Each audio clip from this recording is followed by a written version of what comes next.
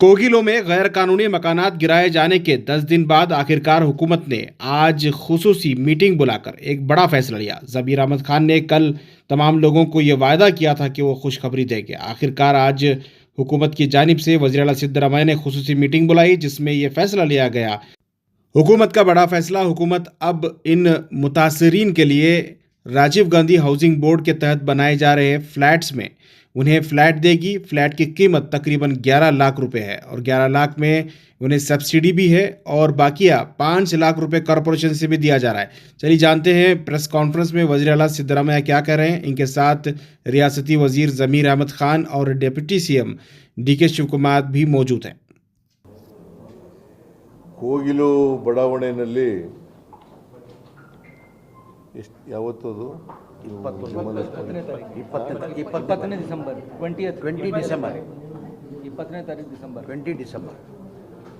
20ನೇ ತಾರೀಕು ಸರ್ಕಾರಿ ಜಾಗದಲ್ಲಿ ಅಕ್ರಮವಾಗಿ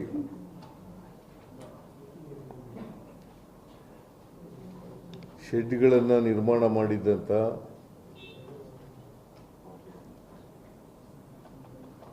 ಸುಮಾರು 167 ಮನೆಗಳನ್ನು 67 ಶೆಡ್ಗಳನ್ನು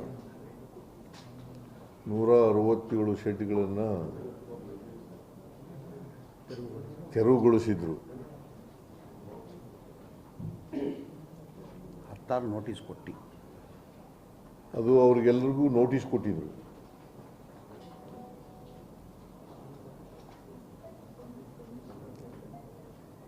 ನೋಟಿಸ್ ಕೊಟ್ಟ ಮೇಲೆ ತೆರವು ಮಾಡಿ, ನೀವು ಸರ್ಕಾರಿ ಜಾಗ ಇದು,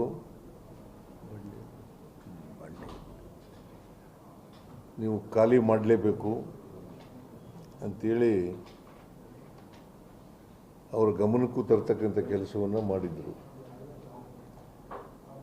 ಆದರೂ ಅವರು ಖಾಲಿ ಮಾಡಿರಲಿಲ್ಲ. ನಿನ್ನೆ ನಾನು ವಸತಿ ಸಚಿವರಾದಂಥ ಶ್ರೀ ಜಮೀರ್ ಅಹಮದ್ ಖಾನ್ ಅವರನ್ನು ಮತ್ತು ನಮ್ಮ ಪೊಲಿಟಿಕಲ್ ಸೆಕ್ರೆಟರಿಗಳಾದಂಥ ನಸೀರ್ ಅಹಮದ್ ಅವರನ್ನು ಕಳಿಸ್ಕೊಟ್ಟಿದ್ದೆ ಜಾಗಕ್ಕೆ. ಇವತ್ತು DK ಶಿವಕುಮಾರ್ ಅವರು ಕೂಡ ಅಲ್ಲಿ ಭೇಟಿ ಕೊಟ್ಟಿದ್ದಾರೆ, ಅಧಿಕಾರಿಗಳ ಜೊತೆಯಲ್ಲಿ ಭೇಟಿ ಕೊಟ್ಟಿದ್ದಾರೆ.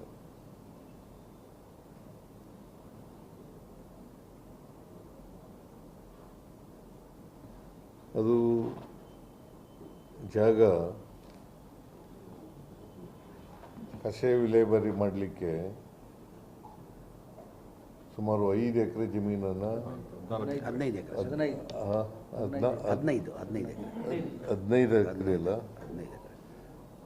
15 ಎಕರೆಗಳನ್ನು DC ಜಿಲ್ಲಾಧಿಕಾರಿಗಳು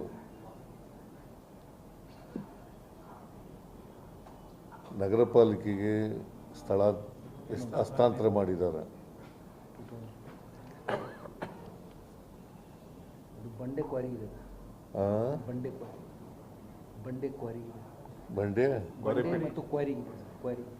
ಬಂಡೆ ಮತ್ತು ಕ್ವಾರಿಂಗ್ ಎಲ್ಲ ಇದೆ ಅಲ್ಲಿ.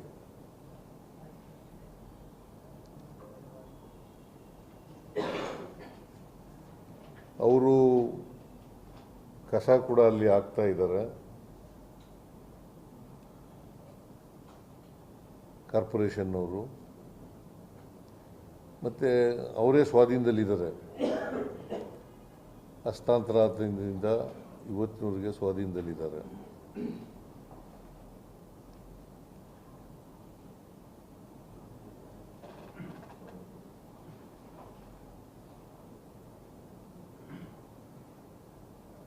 ನಾವು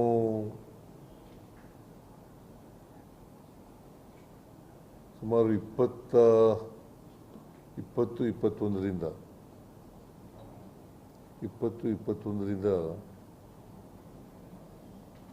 ಈ ರೀತಿಯಾಗಿ ಅಕ್ರಮವಾಗಿ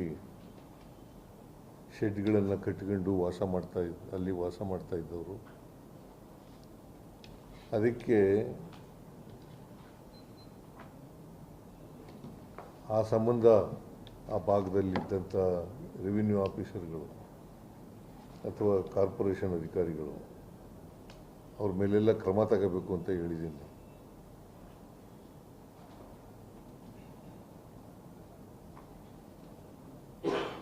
ಯಾಕಂದರೆ ಇನ್ನು ಮುಂದೆ ಇಂಥ ಈ ತಹಸೀಲ್ದಾರ್ಗೆ ಗೊತ್ತಿಲ್ಲದೇನೆ, ಶಿರಸ್ತೆದಾರರಿಗೆ ಗೊತ್ತಿಲ್ಲದೇನೆ, ವಿಲೇಜ್ ಅಕೌಂಟೆಂಟ್ಗೆ ಗೊತ್ತಿಲ್ಲದೇನೆ ಆಗ್ಲಿಕ್ಕೆ ಸಾಧ್ಯನೇ ಇಲ್ಲ. ಅದು illegal encroachment. Illegal encroachment.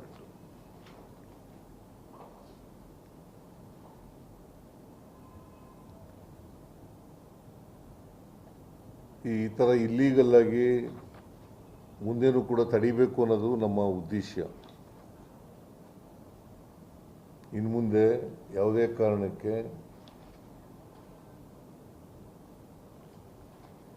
Illegal ಆಗಿ ಮನೆ ಕಟ್ಟತಕ್ಕಂಥದ್ದು, ಅಲ್ಲಿ ವಾಸ ಮಾಡ್ತಕ್ಕಂಥದ್ದು, ಅದನ್ನು ಅವಕಾಶ ಮಾಡಿಕೊಡಕೂಡದು ಅಂತಕ್ಕಂಥ ಸ್ಟ್ರಿಕ್ಟ್ ಇನ್ಸ್ಟ್ರಕ್ಷನ್ಸನ್ನು ಸಂಬಂಧಪಟ್ಟಂಥ ಎಲ್ಲ ಅಧಿಕಾರಿಗಳಿಗೆ ಕೊಟ್ಟಿದ್ದೇನೆ. ಒಂದು ವೇಳೆ ಮನೆ ಕಟ್ಟಿದರೆ ಅದಕ್ಕೆ ಸಂಬಂಧಪಟ್ಟಂಥ ಅಧಿಕಾರಿಗಳೇ ಜವಾಬ್ದಾರರು ಅಂತಕ್ಕಂಥ ಮಾತುಗಳನ್ನು ಕೂಡ ಹೇಳಿದ್ದೇನೆ.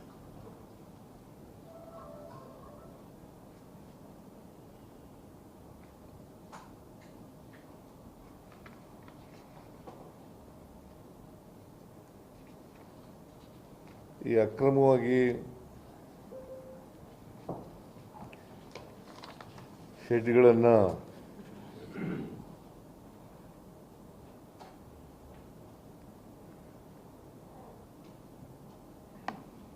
ಯಾರ್ಯಾರು ವ್ಯಕ್ತಿಗಳು ಅಲ್ಲಿ ಅಕ್ರಮವಾಗಿ ಮಾಡ್ಕೊಂಡಿದ್ರು, ಶೆಡ್ಗಳನ್ನು ನಿರ್ಮಾಣ ಮಾಡ್ಕೊಂಡಿದ್ರು, ವಾಸವಾಗಿದ್ದರು,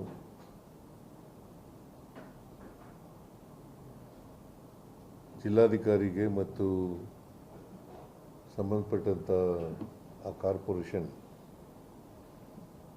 ಕಮಿಷನರು ಅವ್ರಿಗೆ ಹೇಳಿದ್ದೀನಿ, ನಾಳೆ ನಾಳಿದ್ದು ಅದನ್ನೆಲ್ಲ ವೆರಿಫೈ ಮಾಡಿ ಜಿನೈನ್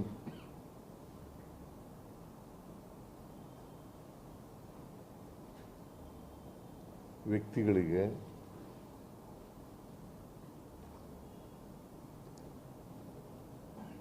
ಪರ್ಯಾಯ ವ್ಯವಸ್ಥೆಯನ್ನು ಮಾಡಿಕೊಡಬೇಕು ಅಂತೇಳಿ ಸರ್ಕಾರ ತೀರ್ಮಾನ ಮಾಡಿದೆ.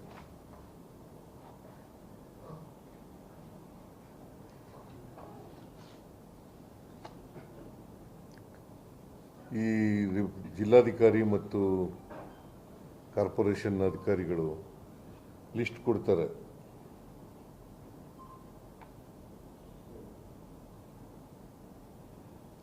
ಯಾರ್ಯಾರು ಎಲಿಜಿಬಲ್ ಇದ್ದಾರೆ ಅವರೆಲ್ಲ ಲಿಸ್ಟ್ ಎಲ್ಲ ಕೊಡ್ತಾರೆ.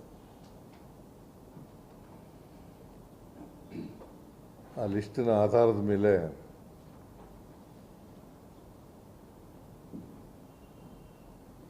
ಅವ್ರಿಗೆಲ್ಲರಿಗೂ ಕೂಡ ಪರ್ಯಾಯ ವ್ಯವಸ್ಥೆಯನ್ನು ಮಾಡ್ತೇವೆ.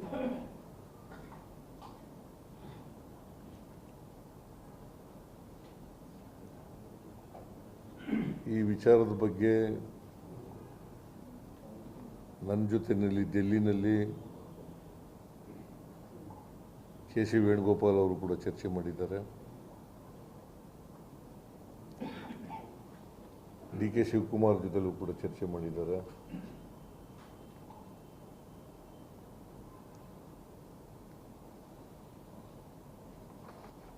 ನಾನು ಅವ್ರಿಗೆ ಹೇಳಿದ್ದೀನಿ, ಆಲ್ಟರ್ನೇಟಿವ್ ಅರೇಂಜ್ಮೆಂಟ್ ಮಾಡ್ತೀವಿ ಅಂತ. ಏಯ್ ಯಾರೇ ಅವರು? ಆಫ್ ಮಾಡಪ್ಪ ಕ್ಯಾಮ್ರಾಮನ್. ವೇಣುಗೋಪಾಲ್ ಅದು ಹೇಳ್ತೀನಿ, ಅದು ಅದು ಆ ಶಬ್ದ ಬರ್ತಿತ್ತಲ್ಲ, ನಿಮಗೆ ಕೇಳಿಸುತ್ತಾ? ವೇಣುಗೋಪಾಲ್ ಅವರು ನನ್ನ ಜೊತೆಯಲ್ಲಿ ಚರ್ಚೆ ಮಾಡಿದ್ದಾರೆ. ನಾನು ಡೆಲ್ಲಿಗೆ ಹೋಗಿದ್ನಲ್ಲ ಮೊನ್ನೆ, ಆಗ ಇವ್ರ ಜೊತೆಲೂ ಕೂಡ ಮಾತಾಡಿದ್ದೀನಿ ಅಂತ ಹೇಳಿದ್ರು. ನಾನು ಡಿ ಕೆ ಶಿವಕುಮಾರ್ ಜೊತೆಲೂ ಕೂಡ ಮಾತಾಡಿದ್ದೀನಿ. ನಾನು ಹೇಳಿದೆ ಅವ್ರಿಗೆ ಅದೇ ಜಾಗದಲ್ಲಿ ಮತ್ತೆ ಅವ್ರನ್ನ ಇದು ಮಾಡೋಕ್ಕಾಗಲ್ಲ, ಯಾಕಂದರೆ ಅದು ಸರ್ಕಾರಿ ಜಾಗ, ಅಕ್ರಮವಾಗಿ ಅವರು ಕಟ್ಕೊಂಡಿದ್ದಂಥದ್ದು, ಶೆಡ್ಗಳು ಹಾಕ್ಕೊಂಡಿದ್ದಂಥದ್ದು. ಬೇರೆ ಕಡೆ ಅವ್ರಿಗೆ ಆಲ್ಟರ್ನೇಟಿವ್ ಆಗಿ ಪರ್ಯಾಯ ವ್ಯವಸ್ಥೆ ಮಾಡಿಕೊಡ್ತೀವಿ ಅಂತ ಹೇಳಿದ್ದಾರೆ.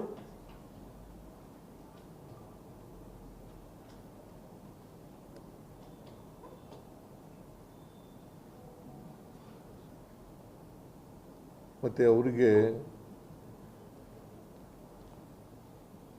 GBA ಕಮಿಷನರು ಮತ್ತು Tushar secretary, additional chief secretary urban development department, ಅವ್ರಿಗೂ ಸಲಹೆ ಕೊಟ್ಟಿದ್ದೆ. ಅವ್ರಿಗೆ ಊಟ ವಸತಿ ಎಲ್ಲ ಏರ್ಪಾಡು ಮಾಡಿ ಅಂತ, ತಾತ್ಕಾಲಿಕವಾಗಿ ಊಟ ವಸತಿ ಮಾಡಿಕೊಡ್ಬೇಕು ಅಂತ ಹೇಳಿದ್ದೆ. ಅವ್ರು ಯಾರೂ ಇಲ್ಲಿವರೆಗೆ ಹೋಗಿಲ್ಲ. ಅವರು ಇಷ್ಟು 3 ಕಡೆಗೆ ವ್ಯವಸ್ಥೆ ಮಾಡಿದ್ದೀವಿ, ಬಟ್ ಅವರು ಹೋಗ್ತಾ ಇಲ್ಲ. 3 ಕಡೆ ವ್ಯವಸ್ಥೆ ಮಾಡಿತ್ತು, ಆದರೂ ಕೂಡ ಅವ್ರು ಹೋಗಿಲ್ಲ.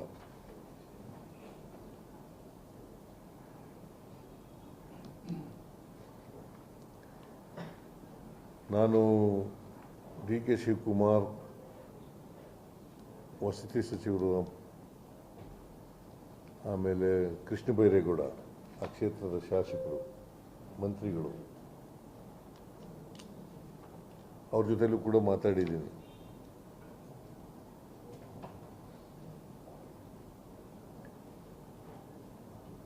ಜಮೀರ್ ಅಹಮದ್ ಖಾನ್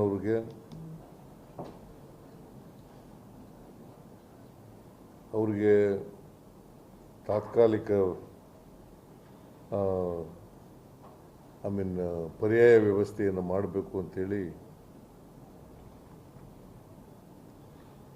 ರಿಕ್ವೆಸ್ಟ್ ಮಾಡಿದಾಗ, ಅಲ್ಲೇ ಎಂಥದ್ದು ಊರದು, ಬೈಯಪ್ಪನಹಳ್ಳಿ ಸರ್ವೆ ನಂಬರ್ 23ರಲ್ಲಿ ಪ್ಯಾಟರ್ನ್ಪುರದಲ್ಲಿ ಸುಮಾರು 1187 ಮನೆಗಳನ್ನು ನಿರ್ಮಾಣ ಮಾಡಿದ್ದಾರೆ.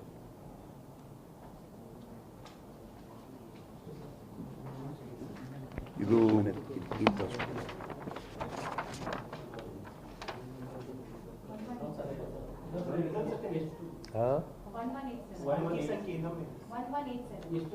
ಟೋಟಲ್ ಮನೆಗಳು ಇರೋದು ಟೋಟಲ್ ಇಲ್ಲ. ಅವ್ರಿಗೆ ಲಿಸ್ಟ್ ಕೊಡ್ತಾರಲ್ಲ, ಅವ್ರಿಗೆ ಯಾರು ಲಿಸ್ಟ್ ಕೊಡ್ತಾರೆ ಕಾರ್ಪೊರೇಷನ್ ಅವರು ಮತ್ತೆ ವೆರಿಫೈ ಮಾಡಿ ಜಿನೈನ್ ಪರ್ಸನ್ಸು ಯಾರ್ಯಾರು ಮನೆ ಕಳ್ಕೊಂಡಿದ್ದಾರೆ ಅವ್ರಿಗೆ ಮನೆಗಳನ್ನು ಕೊಡ್ತಕ್ಕಂಥದಕ್ಕೆ ಲಿಸ್ಟ್ ಕೊಡ್ತಾರೆ. ಅವರು ವೆರಿಫೈ ಮಾಡಿ ಲಿಸ್ಟ್ ಕೊಟ್ಟಾದ್ಮೇಲೆ, ಆ ಲಿಸ್ಟ್ ಕೊಟ್ಟಾದಮೇಲೆ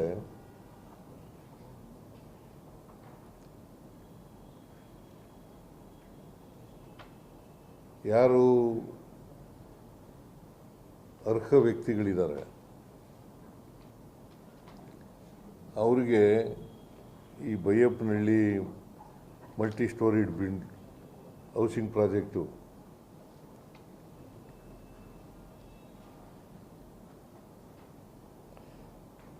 ಈ ಬೈಯಪ್ಪನಹಳ್ಳಿ ಎಷ್ಟು ದೂರ ಇದೆ ಅಂತಂದರೆ ಕೋಗಿಲುವಿಂದ 7 ಕಿಲೋಮೀಟರ್ 7 ಕಿಲೋಮೀಟರ್ಸ್ ಅದೇ ಕ್ಷೇತ್ರ ಸರ್. ಹತ್ರ ಇರೋದು, ಹತ್ರ 7 ಕಿಲೋಮೀಟರ್ ಇದೆ.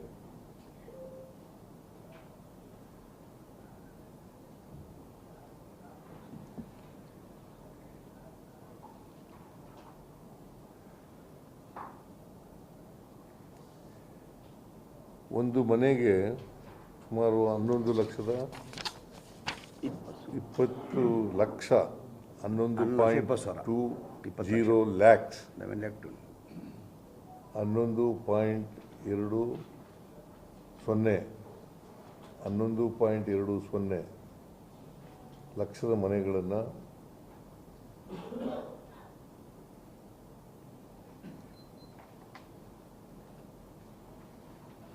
ಅವ್ರಿಗೆ ಅಲಾಟ್ ಮಾಡಬೇಕು ಅಂತ ಹೇಳಿದ್ದೀನಿ.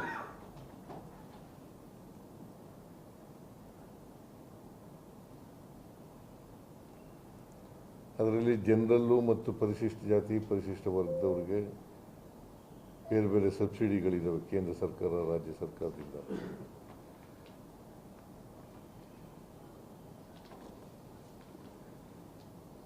ಆಮೇಲೆ 11,20,000 ರೂಪಾಯಿನಲ್ಲಿ ಸುಮಾರು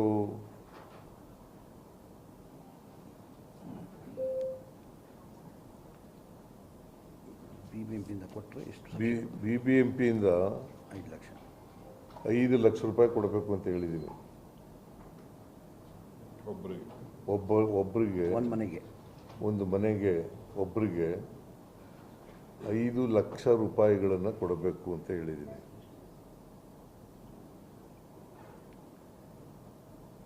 ಜನರಲ್ಗೆ ಎಲ್ಲ ಸಬ್ಸಿಡಿ ಸೇರಿ 8,70,000 ರೂಪಾಯಿ ಬರ್ತದೆ. SC STಗಳಾದರೆ 9.5 ಲಕ್ಷ ಬರ್ತದೆ. 2 ಲಕ್ಷ ಇವ್ರು ಕಟ್ಟಬೇಕು, 1 ಲಕ್ಷ ಸರ್. ಇದು ಉಳಿದಂಥ ಅಮೌಂಟ್ ಇದೆಯಲ್ಲ,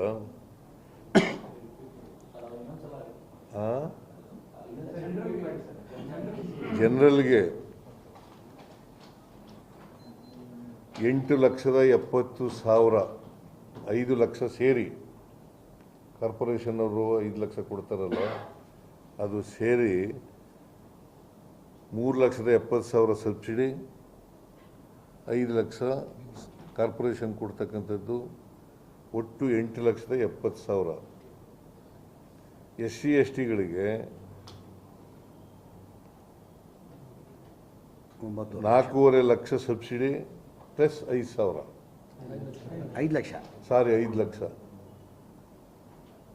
SC STಗಳಿಗೆ 4.5 ಲಕ್ಷ ಸಬ್ಸಿಡಿ ಪ್ಲಸ್ 5,000 ಕಾರ್ಪೊರೇಷನ್ನಿಂದ ಕೊಡ್ತಕ್ಕಂಥದ್ದು, 5 ಲಕ್ಷ. ಸೊ ಅವರು 9.5 ಲಕ್ಷ.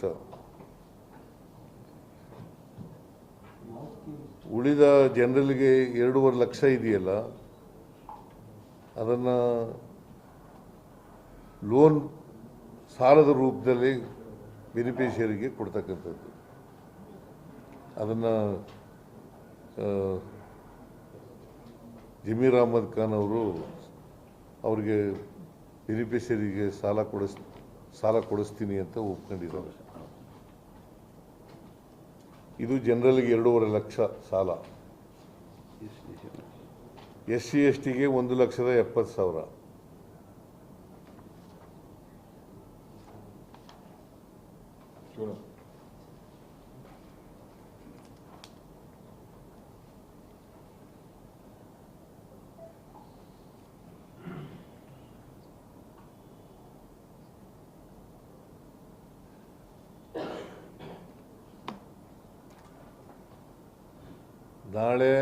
ನಾಳಿದ್ದು 2 ದಿನ ವೆರಿಫೈ ಮಾಡ್ತಾರೆ. 1ನೇ ತಾರೀಕು ಜನವರಿ 1ನೇ ತಾರೀಕು ಹೊಸ ವರ್ಷ ಪ್ರಾರಂಭದ ದಿನ ಇವರನ್ನ ವಾಸಕ್ಕೆ ಮನೆಗಳನ್ನು ಒದಗಿಸ್ಕೊಡ್ತಕ್ಕಂಥ ಕೆಲಸವನ್ನು ಜಮೀರ್ ಅಹಮದ್ ಖಾನ್ ಅವರು ವಸತಿ ಸಚಿವರು ಒಪ್ಕೊಂಡಿದ್ದಾರೆ. ಲಿಸ್ಟು ಅವ್ರಿಗೆ ಕೊಡ್ತಾರೆ. ಅವ್ರಿಗೆ ಕೊಟ್ಟಂಥ ಲಿಸ್ಟು ಪ್ರಕಾರ ಬೆನಿಫಿಷರೀಸ್ ಲಿಸ್ಟು ಅದ್ರ ಪ್ರಕಾರ ಮಾಡ್ತಾರೆ. So I made myself very clear ಅಲ್ಲ? ನಿಮಗೆ ಎನಿ ಡೌಟ್?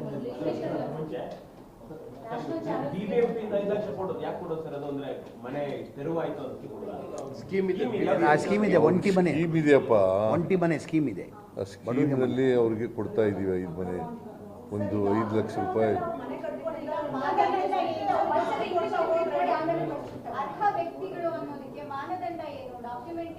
ಅದು ವೆರಿಫೈ ಮಾಡ್ತಾರೆ ಅವರು. ನಾನು ಮಾಡಲ್ಲ, ಅವ್ರ ಮಾನದಂಡ ಅವರೇ ಮಾಡ್ತಾರೆ. ಮನೆ ಕಟ್ಟಿದ್ದೇ ಅಕ್ರಮ.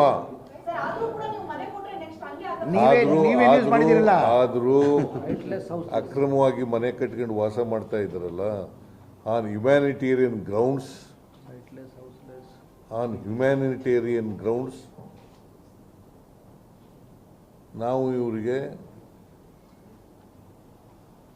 ವಾಸಕ್ಕೆ ಪರ್ಯಾಯ ವ್ಯವಸ್ಥೆಯನ್ನು ಮಾಡ್ತಾ ಇರ್ತಕ್ಕಂಥ ಇದೊಂದೇ ಪ್ರಕರಣ ಸರ್ ಇದೊಂದೇ ಪ್ರಕರಣಕ್ಕೆ ಅನ್ವಯ ಆಗುತ್ತಾ ಸರ್? ಇದೊಂದೇ ಪ್ರಕರಣಕ್ಕೆ ಅನ್ವಯ ಆಗುತ್ತಾ ಸರ್ ಇದು?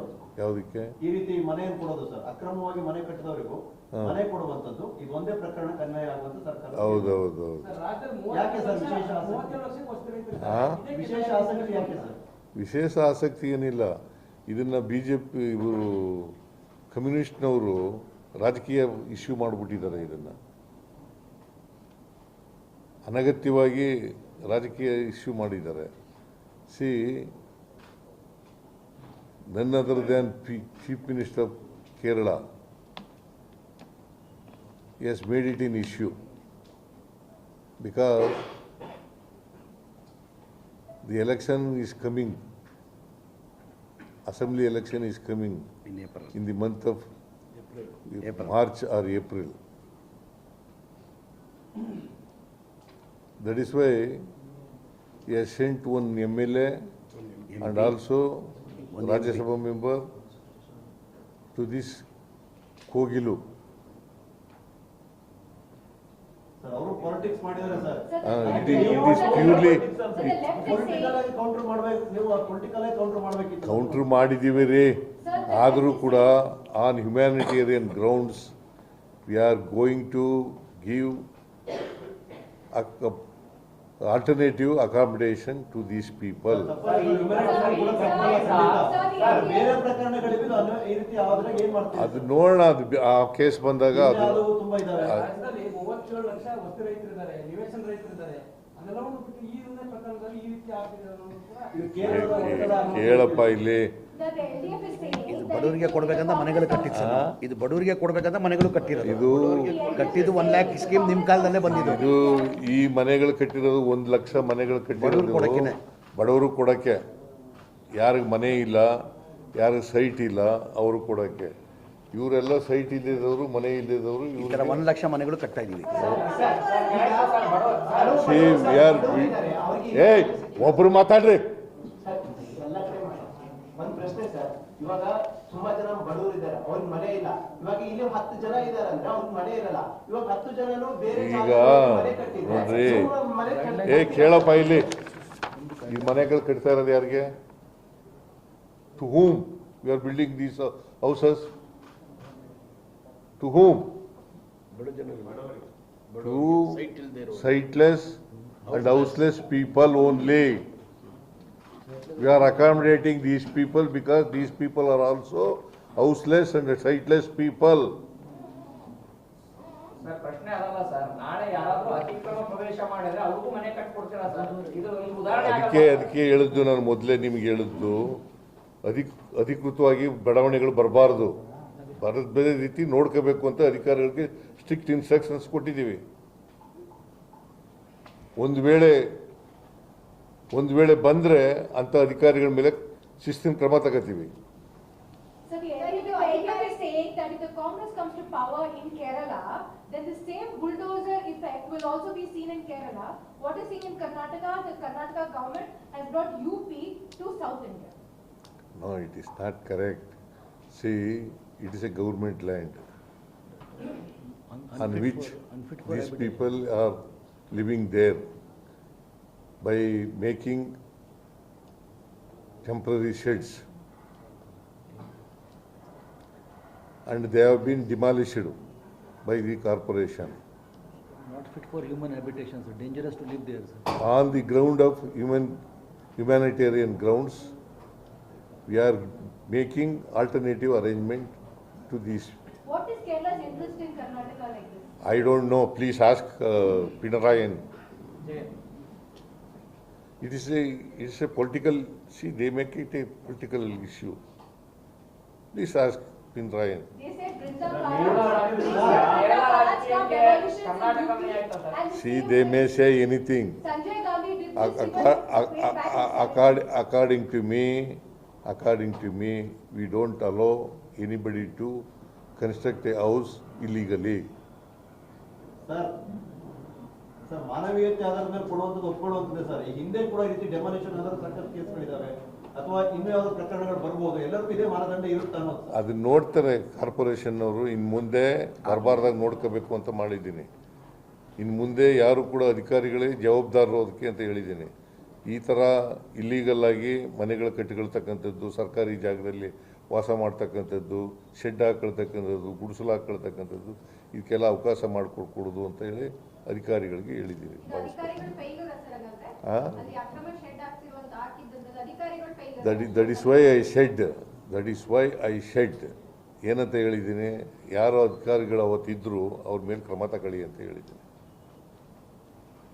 ಸರ್, ಬಹಿರಂಗವಾಗಿ ಅಲ್ಲಿನ ಜನರು ಏನ್ ನಿವಾಸಿಗಳು ಅಂತ ಇದ್ದಾರೆ ಅವರೇ ಹೇಳ್ತಾ ಇದ್ದಾರೆ, ಕೃಷ್ಣ ಬೈರೇಗೌಡರು ಅಲ್ಲಿ ನಮಗೆ ವೋಟರ್ ಐಡಿಗಳನ್ನ ಮಾಡ್ಕೊಟ್ಟಿದ್ದಾರೆ, ಆಧಾರ್ ಕಾರ್ಡ್ನ ಮಾಡ್ಕೊಟ್ಟಿದ್ದಾರೆ ಅಂತಕ್ಕಂಥ ಆರೋಪವನ್ನು ಬಹಿರಂಗವಾಗಿ ಮಾಡ್ತಾ ಇದ್ದಾರೆ ಅವರ ಮೇಲೆ.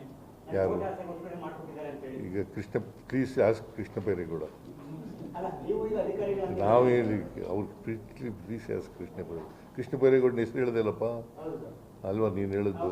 ಅವ್ರನ್ನೇ ಕೇಳಿ, ಅವ್ರು ಕೊಟ್ಟಿದ್ರು. ಮಾಡ್ಕೊಟ್ಟಿದ್ದಾರೆ. ಈಗ ನಾವು See, I do not know all those things. All those things I do not know because Krishna Bairegowda is not in the station. He has gone abroad. After he comes back, please ask him. Sir ನೀವು ಮಾತಾಡ್ಬಿಡಿ, close ಮಾಡಿಬಿಡು. ನೀವು ಮಾತಾಡ್ಬಿಡಿ. ಇಲ್ಲ CM ಮಾತಾಡಿದ್ದಾರೆ ಬಿಡ. ಇಲ್ಲ, 2 ನಿಮಿಷ ನೀವು ಮಾತಾಡ್ಬಿಟ್ಟು close ಮಾಡುವ. ಸುಮ್ಮನೆ ಹಂಗೆ ಹೇಳ್ತಾರೆ ಅವರು.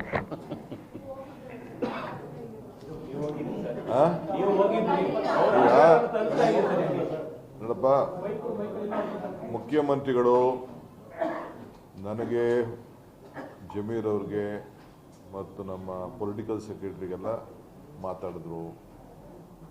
ನಾನು ಹೋಗಿ ಸ್ಪಾಟ್ ನೋಡ್ಕೊಂಡು ಬಂದಿದ್ದೀನಿ. Illegal construction